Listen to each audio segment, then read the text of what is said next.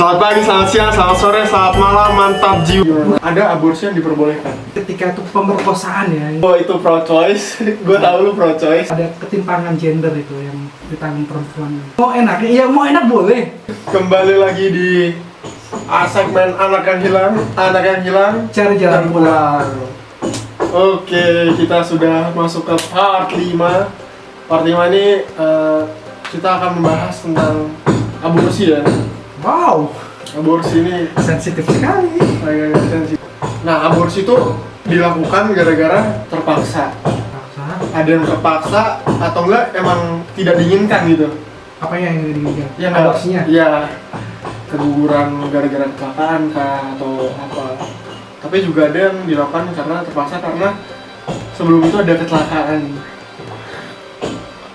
Jadi kalau menurut gue statement di masyarakat tuh menganggap bahwa aborsi itu pasti selalu nggak diperbolehkan. Dilarang gitu ya. Dilarang, pasti selalu dilarang. Juga baru tahu nih, ada aborsi yang diperbolehkan. Ada 2 jenis aborsi yang diperbolehkan. Yang pertama itu abortus therapeuticus indirectus. Yaitu aborsi yang dilakukan untuk alasan terapi dan dilakukan tidak secara langsung. Jadi itu yang aborsi yang boleh dilakukan itu yang aborsi yang tidak langsung ya. Tapi yang nggak boleh itu yang diaborsi secara langsung. Itu aborsi yang nggak dibolehkan. Karena kita tidak boleh dengan sengaja mengambil hidup orang lain maupun hidup kita sendiri. Itu tidak dibolehkan dari sudut pandang mana dulu nih? Harus diperjelas nih. Dari sudut pandang yang kaum kita aja. Kalau kita di aborsi ini kan sudut pandangnya luas ya. Kalau dari sisi agama mungkin kebanyakan melarang ya, mayoritas agama. Tapi dari sudut pandang hak asasi manusia itu masih menjadi kontroversi. Karena ada yang pro choice sama Ada gerakan pro choice dan pro life. Nah, disebut aborsi tidak langsung sebab tujuan langsung dilakukan intervensi medis. Bukanlah untuk aborsi tetapi untuk terapi. Akan tetapi aborsi terjadi sebagai konsekuensi tidak langsung dan tak terhindarkan dari proses terapi itu. Jadi namanya prinsip double effect. Terus yang satunya? Yang satunya itu jika terjadi konflik frontal antara hidup ibu dengan janinnya. Contohnya, gue contoh kayak ada ibu ingin melahirkan. Dia di usia hamil pokoknya udah 9 bulan. Tapi tiba-tiba dia amit-amit kecelakaan ya. Nah, dokter tuh bilang kayak Harus milih salah satu. Mau diselamatkan. Mau yang mana diselamatkan? Ya pasti ya. Kalau misalnya bisa diselamatkan dua-duanya itu yang lebih bagus. Tapi ini si dokter nih bilang harus salah satu. Nah, yang pasti harus diselamatkan yang pertama ibunya. Bukan berarti martabat bayinya tuh nggak ada atau bayinya tuh nggak berharga, enggak. Karena menurutnya si ibunya itu masih punya tanggung jawab yang lebih. Kayak dia harus tanggung jawab, misalnya pekerjaan, rumah tangganya tuh masih bisa berlanjut. Tapi kalau misalnya hanya bayinya yang bisa diselamatkan ya apa boleh buat gitu. Tapi harus kalau misalnya dua-duanya bisa diselamatkan harus dua-duanya diselamatkan. Kalau kepepet aja. Kalau kepepet ya. Tapi sebenarnya kenapa sih agama itu melarang aborsi? Kalau aborsi itu kita membunuh orang paling lemah. Karena itu bibitnya manusia itu di situ ya. Nah, satu. Terus kalau bisa lagi dia nggak bisa ngelawan. Yang bayinya nggak bisa ngelawan coba. Iya coba aja nih kan. Iya nggak bisa betul. Dia tidak boleh sengaja mengambil hidup orang lain maupun hidupnya bisa sendiri. Karena hidup itu kan yang nentuin yang di atas dari kita. Atas ada apa ya? Gini, terus aborsi itu tidak boleh dilakukan sejak umur berapa kandungannya? Umur keberapa itu nggak boleh diaborsi atau sejak awal? Ukurannya apa? Kalau sejak awal dia pembuahan itu kan udah terjadi zigot kan.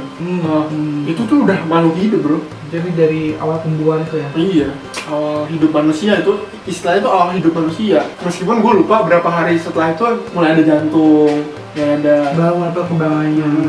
Tidak boleh bro. Siapapun yang melakukan aborsi, baik itu pelaku, korban atau apa. Korban apa? Korban. Ya, misalnya dia melakukan aborsi. Misalnya dia nyuruh dokternya, itu sebenarnya dokternya itu juga salah.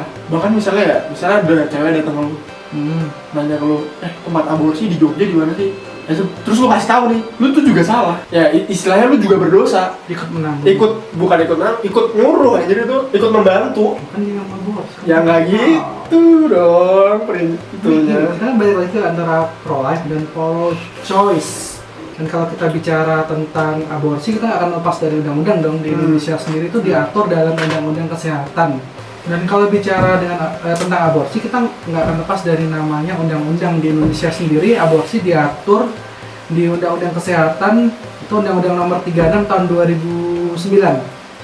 Tepatnya di pasal 75 dan 76. Di pasal 75 itu disebutkan bahwa aborsi itu dilarang, tapi itu bisa dikecualikan.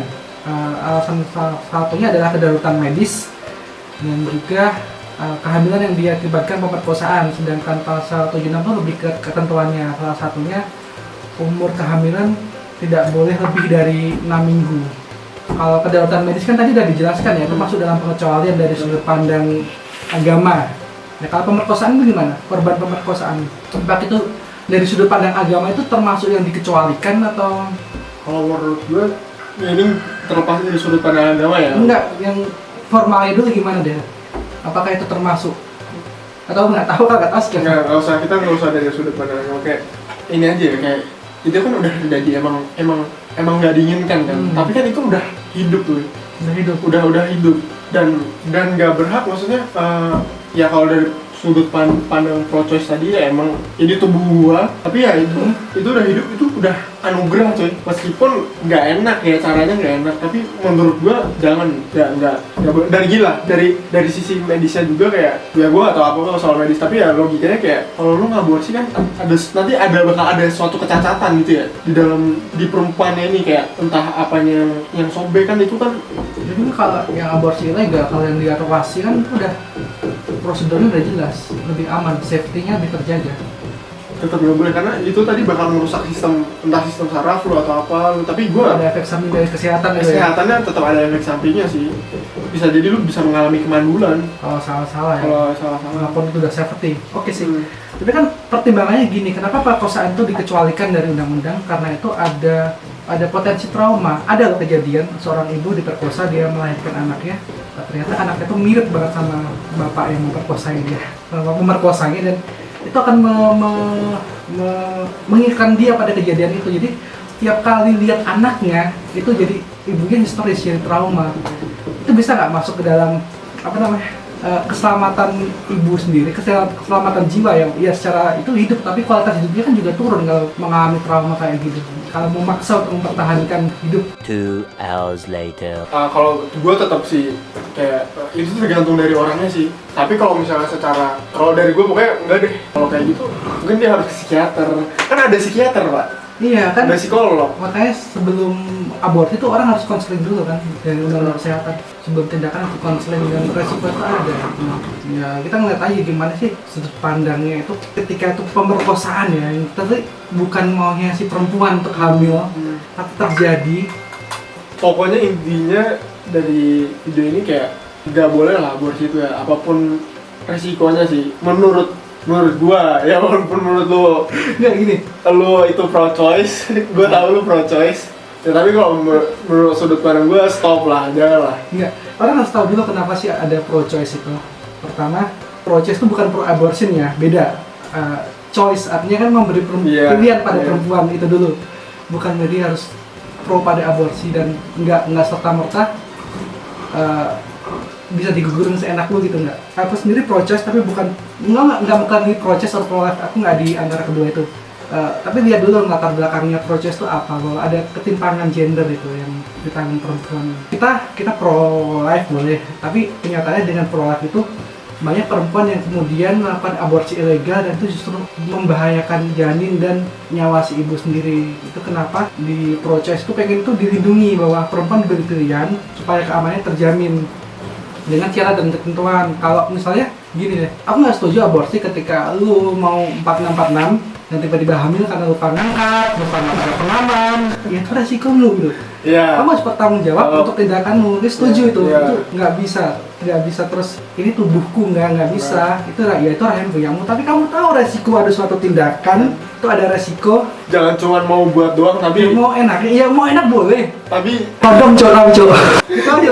itu yang kurang diedukasi mungkin ya di Indonesia. Makanya mungkin kita perlu itu deh, bahas seksualitas secara khusus ya. Karena kalau pelajaran SMP itu juga kayak nggak dibekali. Kalau mungkin kalau gua dengar di luar negeri tuh kayak dibekali. Bukan Bukan hanya tentang kayak kondom tapi tanggung jawabnya itu loh. Tanggung jawab, iya. Kalau di sini kan lebih menekankan pada moral yang hitam putih ya, Iya, yang selevel anak SD ya kemarin ya.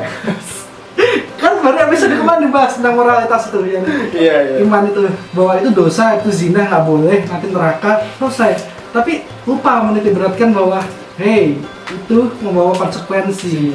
Itu yang perlu ditekankan. Jadi kalau aku untuk korban pemerkosaan, silakan itu pro choice itu masuk, setuju sih, karena itu ada unsur-unsur pemaksaan di situ, karena orang terpaksa banget dan memang nggak mudah untuk berdampingan itu. Kalau saya masih tidak setuju. Kenapa? Kita serahkan ke yang tahu lah. Kalau gue nggak bisa komentar apa-apa karena itu pendapat orang beda-beda lah. Pendapat orang beda-beda. Pastinya. Sebenarnya supaya kita nggak terjebak pada masalah aborsi, pro choice atau pro life dan pada moralitas yang hitam putih, adalah lebih penting kalau kita tuh memperbaiki pendidikan seks ya. Bisa jadi. Iya betul. Yang gue bilang tadi dibekali waktu SMP diajarin makainya gimana. Bukan itu ya. Oh. Tanggung jawabnya itu, bahwa seks itu membawa tanggung jawab yang besar, bukan itu ya. Itu juga penting loh. Iya. Lah kalau misalnya nggak tahu masak, pokoknya dia jangan mau enak doang tapi nggak tanggung jawab. Kalau mau enak doang ya mikir lah gimana Mikir. caranya. Kalau misalnya terpaksa banget ya, terpaksa banget. Kalau nggak alasan terapi atau nggak alasan kecelakaan atau apa, tidak boleh. Tidak boleh. Pemerkosaan boleh. Tidak.